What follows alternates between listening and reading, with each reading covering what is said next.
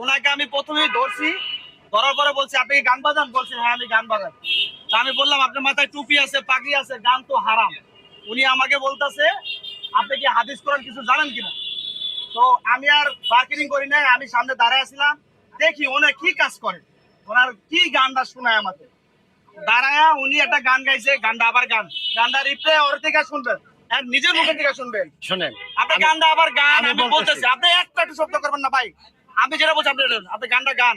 আলা হরজত মুহাম্মদ নবী সাল্লাল্লাহু আলা, হ্যাঁ নবী ও আলা তুমি তরানু আলা, আলা হরজত মুহাম্মদ নবী সাল্লাল্লাহু আলা। আচ্ছা, সাল্লেওয়ালা শব্দটা কিরকম হবে না? আলেমাল্লাহ সরে হয়েছে।